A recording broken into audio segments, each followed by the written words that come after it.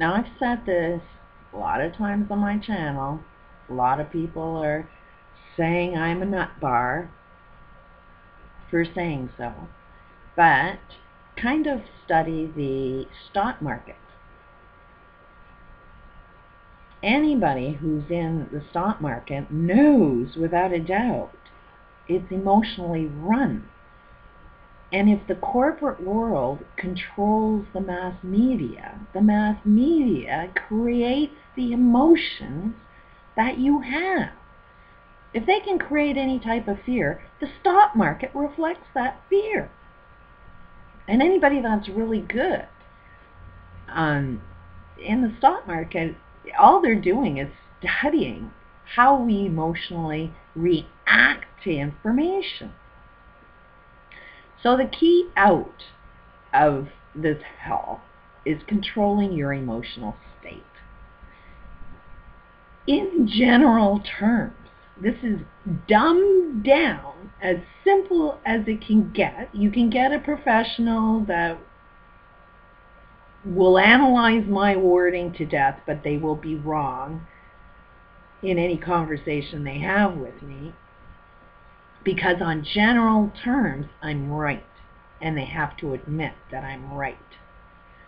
That your brain acts like a river.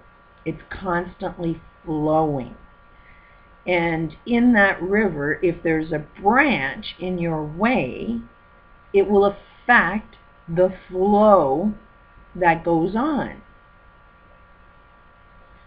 So when you have thoughts, something in your reality, something that you bump up against, like a stick in a river, or like a stop sign in a road, it will change your direction.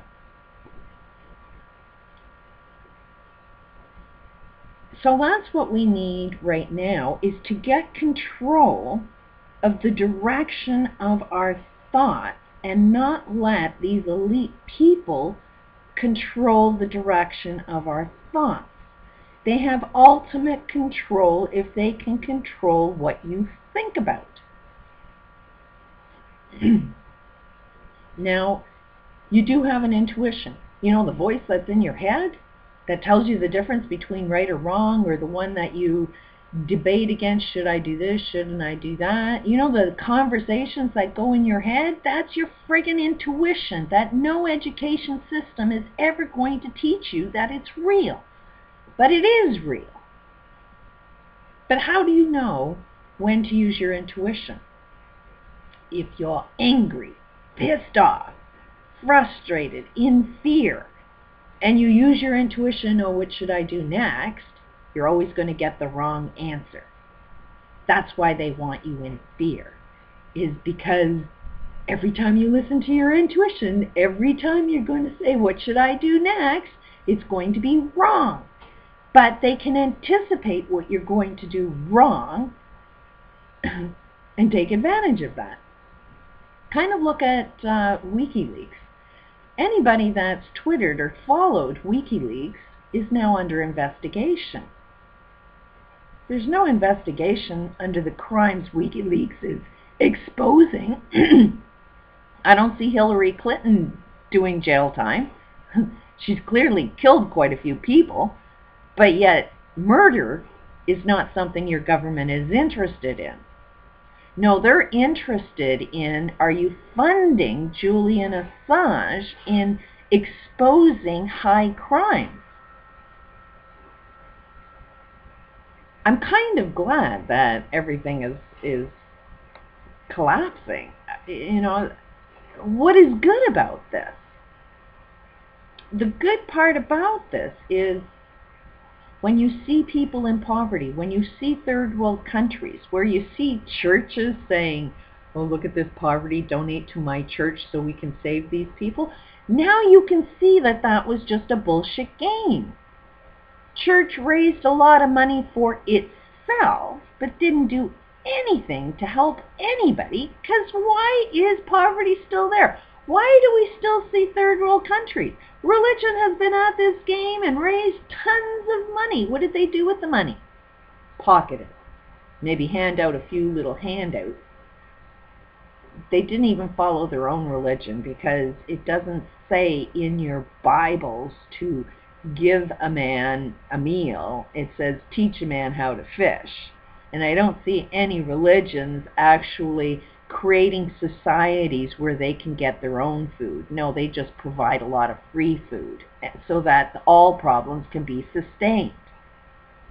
So the more things collapse, the more that you get to be homeless, then you walk in the shoes of everybody who has been homeless, everybody that has been living in poverty, so that you can wake up to realizing how this game is played. Democracy is slavery, yet we will think that democracy is the way to go. But democracy is only going to be the way to go if the majority is living in poverty. Then you'll create laws to gain your wealth back. But as soon as 51% gain their wealth, 49% are the third world countries.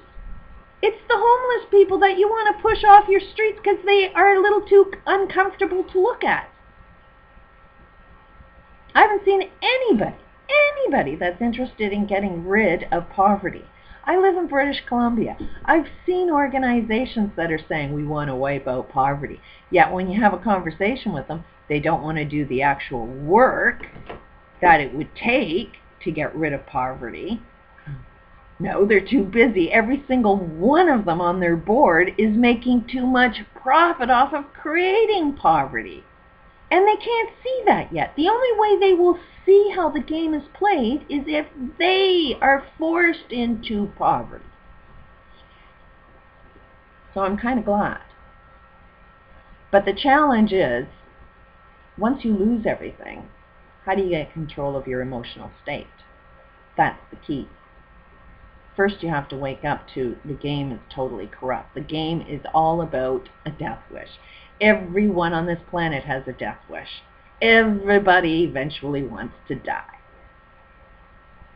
And one of my favorite subscribers says, yeah, I would get a little bored with this if I had to live it out forever. So those are the guidelines.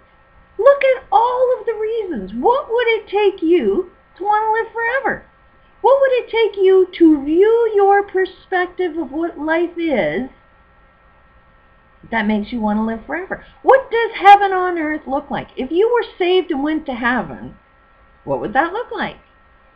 Are you just a being without a body that just exists and does nothing? Is that your idea of heaven? What is your idea of heaven that would say, I never want to leave it? That's the trick. You have requirements to make heaven. Write down those lists. What would it take for you to want to be in heaven? What does the scenery look like? What are you doing with your day? Because that's what we need to do. This is hell. Hell on earth.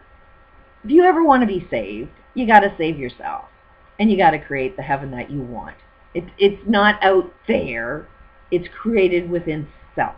And as soon as self knows what heaven is, then self can create it. But you have to get control over your emotional state of being.